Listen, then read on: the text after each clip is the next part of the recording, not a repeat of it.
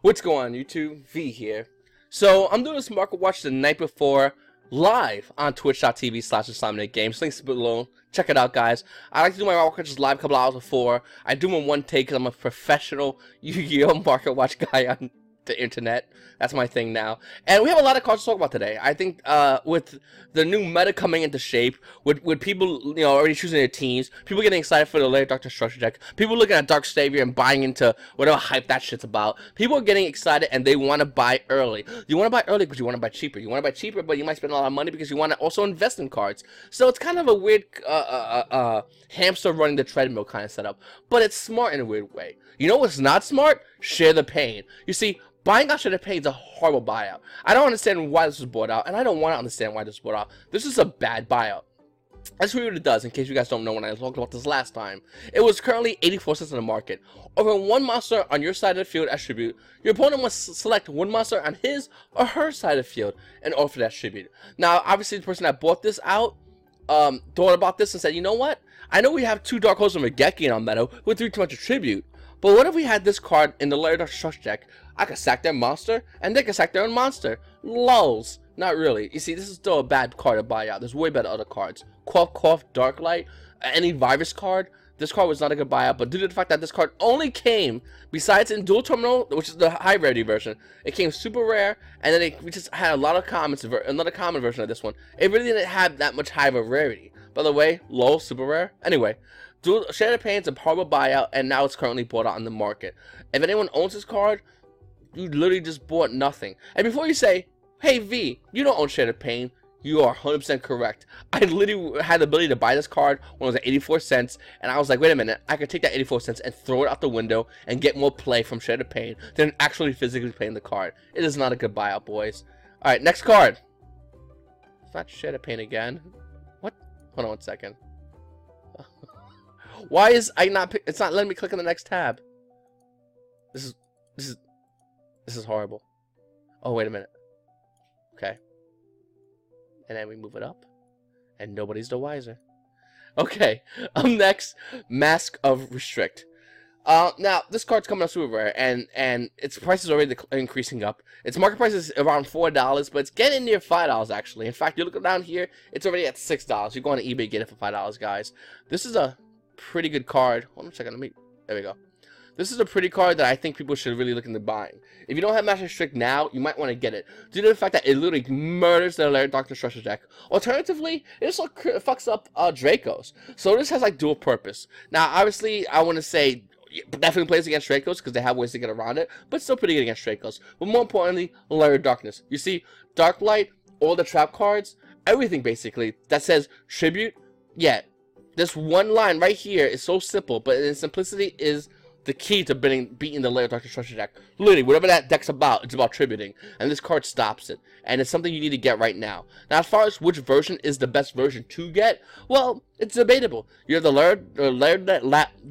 Labyrinth of Nightmare version of Master Restrict, or you have the Master Restrict from OTS Tournament Pack 2. I personally like the super rare, but the original printing first edition, you can never go wrong with. They were pretty hard to find, though. Up next, Dark Lord Eggshell. This card does not know what the crap to do, okay? At one point, she was as low as $18, always hovering around $20, but looking at Dark Lord Eggshell right now, she's like 19, and then the first edition mint is at $23. Now, I think it's really, fair to ask, when the hell is Dark Lord's getting a reprint? We don't know. That'd be great if they came on the later Dark Destruction deck as a reprint, but I don't think that even that might happen. But hopefully we'll see a reprint of this happen soon, because I'm sick and tired of looking at Eggshell being this high price. I want to play this deck, but I'm not putting this kind of money into a deck this high in price. Up next, Windwitch Icebell. It's really weird to see a card that was like $6 forever. It was just like $6 after the ban list, and then this ban list happened, and it was still $6, and you players were like, fuck you, Windwitch Icebell. You served your purpose. She hasn't. $13 market price trend shows an increase. In fact, if you look at the end of price trends, you can see it's starting to jump up a little bit in price. Yeah, that's because her ass is like $15. The first edition version is an extra $1, making it $16 for Windwitch Icebell. Her max high price previously was averaging around $20, and I think it's fair to say that she's getting near that $20 price point again. I don't know why, to be honest with you. I really don't know why, but I would love to read in the comments if you guys actually know the reasoning about that. Up next, Ash Blasting Joyce's Bring. Now, $60 market price, but it's really 50. In fact, Price Charts doesn't even know how to deal with this negative. The spike is real. It slowly started creeping down low by itself because we had Descent from the Graveyard coming out, we had Cypher Mode Gamma coming out, and for Lair of Darkness, they can just play Deck Devi and melt every version of these little girls, 1, 2, 3, in your hand, including Joel and Lockbird. One card can do that. The deck can search out turn 1. So I think Yu-Gi-Oh players were already going, fuck it, I'm not going to play against Lair of Darkness Structure Deck. Comes out next month on the 20th. Descent from Graveyard's going to be a thing. That just melts these cards in hand. And Gamma. So every Yu-Gi-Oh player is going right now, going, Ultra, you know, again, Ash Ultra Rare. I wonder how Ash is going to get, the hand trap form is going to get, like, melted. To be honest with you, this is probably what's going to happen. And I think that Ash Blossom was still a great card. I think citing Ash Blossom was a smart move to do. But you have to realize that's the new obstacles you have to go with. And I think Ash is going to make its way back into the side deck where it was for a long while. But currently right now it's about $50, so that's kind of funny as hell. In fact, first in the mint, also $50. Up next, Borlo Dragon. Yeah, this card goes higher and higher, $50 market price, unlimited mints coming at $62. First in the mint, $64 for Borlo. Now, I got asked in the live stream chat, why is this card priced so high? Well, the answer is simple. It's in the set. Circle was such a bad set that only had evenly matched was a cheap $40, $50 side deck card. It had Barload, Akashgic, Quick Launch, Vendred Chimera. This set had really nothing. There was no subset archetype. Like Alta guys weren't really even a thing as far as competitive meta play. Nobody really cared about it. Now they're doing stuff in the OCG, but nothing here.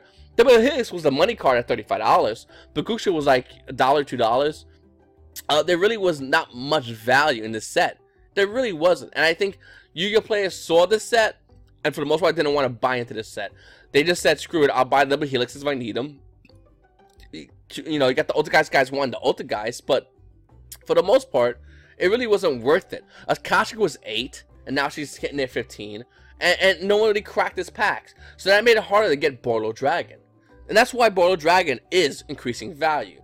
Same thing with Evenly Match. It's increasing in value because it's harder to get because nobody likes Circuit Break. And that's why that card's so high in value. Up next, Return of Dragon Lords. You know, if you could travel back in time, and you bought all the structure decks Rise of the True Dragons, you literally plus $6 on each one of those with one card. And that's Return of Dragon Lords. With a $10 structure deck, we have a $16 card. Super rare.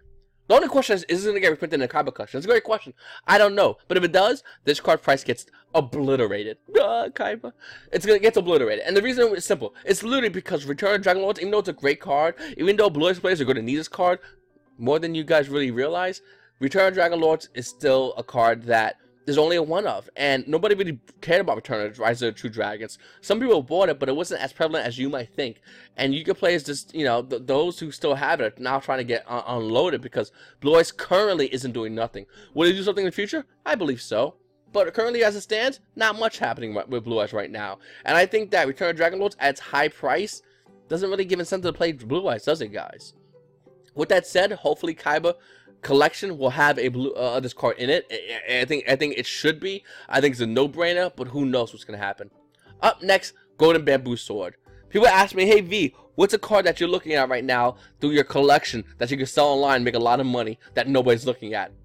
Sure, I got you, random guy that sent me up for this great question to ask on my market watch. It's Golden Bamboo Sword. You see, this common from Light of Destruction, it's coming in about, you know, $7. $7 for Golden Bamboo Sword. Hey, you have unlimited? No problem. $6 for your unlimited Golden Bamboo Sword. This is a common that was literally in the quarter box forever. And in fact, if you go to your quarter box right now, grab your Golden Bamboo Swords. They're $6 to $7 a piece. Might want to look through those quarter boxes today, boys.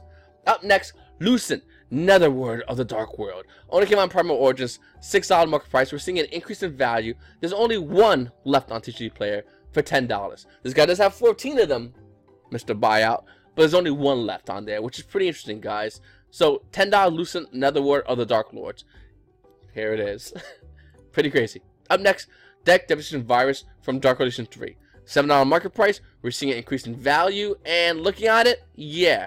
There's a lightly played for $6. And there's another moderate play afterwards. So, you want a lightly played? It's about $6 right here for your Dark D-Rev Deck Devies. Now, as far as pecking order in value for Dark Devies, Altis is first, D-Ref is second, everything else is whatever. That's the value. So even though this was a pretty good buy, whoever did this buyout, I still think the OT was the better choice. The problem is it was already high, it has always been already high. Especially with the Legend of Dr. Strike releasing, that value actually increased. If you have an OT deck that beats gorgeous, by the way. I do, it's beautiful, I love the card. Topologic Bomber Dragon. $14 market price. Price trend shows is shooting up. Stabilization near the end, which is interesting. Let's see the stabilized price, guys. It's coming at about $17. First edition in the mint, same thing, coming a little over $17 for Topologic Bomber Dragon. This was a card that was $6 fucking. Now, I've been told that it's he's playing the OCG, and since he's playing the OCG, it has value. I don't know, man. I like this card. I bought one of these. I think it's pretty cool. But we saw zero play this past weekend at YCS Botch Up. We saw no play in any regional deck that played Topologic Bomber Dragon. I think people are buying this card in anticipation, looking forward towards the meta. By the way, another fun fact, came out in Call of Duty as well. Up next, Trial and Tribulation. I bought this card at $2 and change, I think. I actually talked about it on my Market Watch. I literally said how I don't think this is a good card, how I think it's cool how it came out Galactic Overlord, and how cool it was cheap at the time. It was like $2 at the time. And I literally said, I'm buying this card to sell this card. I don't want this card. And I did exactly that. I actually sold my Trial and Tribulations not long ago. Looking at it, it's almost $5. Market price shows it even going up. And then the end in price range, you're actually seeing it go up again. Looking at it, first edition light plate's coming at about $7. $7 for Tron Tribulation. Listen, I'm looking forward to playing the Light Doctor Treasure deck. If someone gave me 40 Tron Tribulations, I would sell each and every one of them. I would not keep not one of them because the value of this card is only based on hype. Yeah, I get it. It came on Galactic Overlord, super rare. I get you. I see what you did there. But there's no reason to play this card because it's not good in that deck. Could it be good in the future? Absolutely. Are you going to pay $7 and hold on to a playset for $21 for this card? No, you're not. It's a horrible buy. So even an Illusion Magician is going up in value. Now the Show and Jump going up, I get that. Okay, Show and Jump's coming in around what, $13, $12 for Lightly Played. I understand that. It's a collector's card. It's Ebon Illusion Magician. I totally get that. The Shiny Victory Super Rare going up to $4 for the one that came out in the limited edition. It came out in the special edition packs.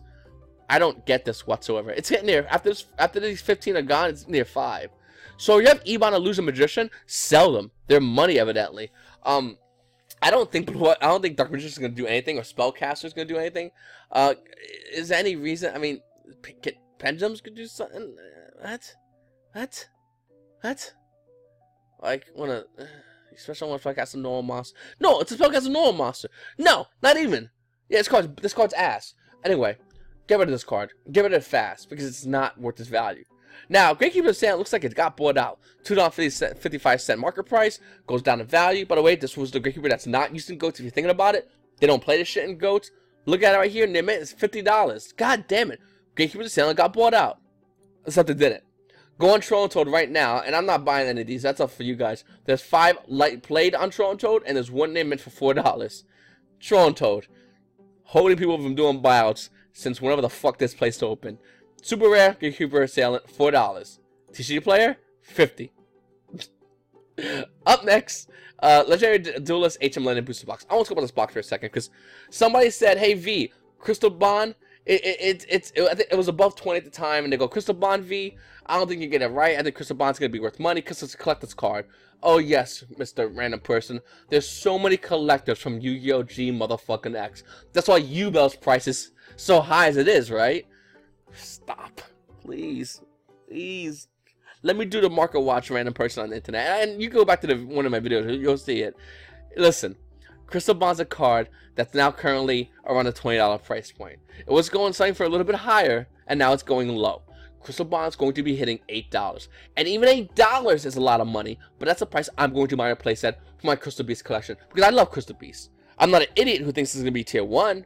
I'm sorry if anyone does. I don't want to insult you, but for real, it's not going to be tier 1. I would love it to be tier 1. I'll be the first person to be. I had the back ready for years. Literally, years.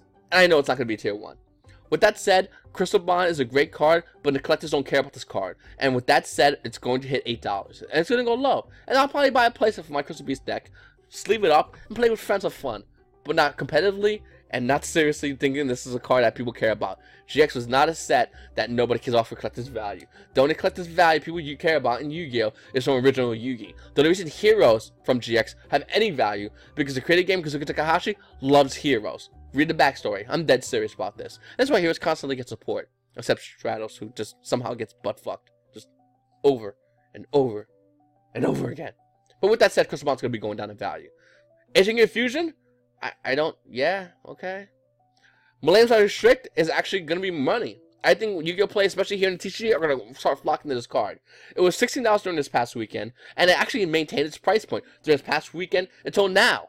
It maintained its price point, which is pretty interesting to note, guys. You see, this card, you play Instant Fusion, you bring it out, and any hand traps your opponent's currently using in their hand, he kind of stops. Read it. It's pretty good. He's $16, and after you play him and do your combos, after you use the Instant Fusion to bring up Millennium Side Restrict, you can just go, you know what? Link Karibo. Pretty damn good. Check them out, guys. I'm dead serious. There's Relinquished Fusion, which is currently $9. And there's Millennium Side Illusionist, there's Rainbow Bridge. These are all prices that, like I said, are still pretty relatively new to Yu-Gi-Oh! Players. And for the most part, not all Yu-Gi-Oh! Players are really cracking out Legendary Duelist Ancient Millennium. Because besides this one card, there's nothing else for competitive Yu-Gi-Oh! Players in this set. So Yu-Gi-Oh! Players, for the most part, don't care about this set. And that's where it gets kind of weird. Because you see, as time goes on, these cards that Yu-Gi-Oh! Players don't care about, stores are going to have, and people are not going to want to get rid of these. And there's going to be more and more listed online because people aren't, there's going to be so much of a supply from stores and not demand from the players. And in this instance, these prices will decline. I don't know about this price, but the rest of these will, in my opinion, will absolutely decline. Up next, Dimensional Fusion. Someone commented in Yu-Gi-Oh! Market Watch. They said, "Hey V, I know you're really good at pointing out cards that nobody's looking at right now. Can you do one for me?" Gotcha, brother. And by the way, these are real questions that I done on the live stream. If you have a question you want to ask me, go on the live stream and Twitch when I do them. I have my schedule on my Twitch channel. Check it out. But this is what a question someone asked me, and here it is: Dimensional Fusion. Now, obviously, Invasion of Chaos First Edition is a good price. A good card. It's also a high price. It's like $15 for First Edition near mint. It's pretty expensive. But this is the one you're gonna want. This is the one you're gonna want. Now, before we get into about Dimensional Fusion, let's read its effect. Pay 2 and life points. Both play special summon as many monsters that have been removed from play. This is a really good card that actually might come off the ban list. This is a great candidate. And if anyone argues with me, "Hey V, I don't think this come off the ban list." Cool. We have Soul Charge and Monster Reborn. Yeah, no. Dimension Fusion looks pretty good to come off the ban list when you compare it to Soul Charge and Monster Reborn. Now fucking meta. Those 2 cards alone are retarded. You get rid of those 2 cards and easily summon this card. You can get rid of Soul Charge and put this card in, and it'd basically be the same thing, except more skill involved when you play Dimensional Fusion. So, I mean, it's up to you guys what you want to think about that, and it's up to you how you want to do your arguments. But I think this is a great contender. With that said, D-Rev, Dark Relation, Volume 2, Dimensional Fusion is a really good card. It down 63 cents price trend, price trend is on stabilization, and there's only 17 total pricings available, so there's not many super rares available on TCG Player. Looking at it, guys, it's $9. $9 as in your investment. The bottom up price is going to be what? $20. So it's not, even the bottom up price is not cheap. I mean, not that expensive. What I'm thinking is, guys, if this card was to ever, and I mean ever, come off the ban list, would it be $9 for Dimensional Fusion from Dark Relation 2? Would you play it in any of your decks? I'm going to answer both questions. No and yes. You see, this card is going to easily go to $20. And at the high prices, we might see this card at $35 to $40. So $9 does not look like a lot of money. That's one card.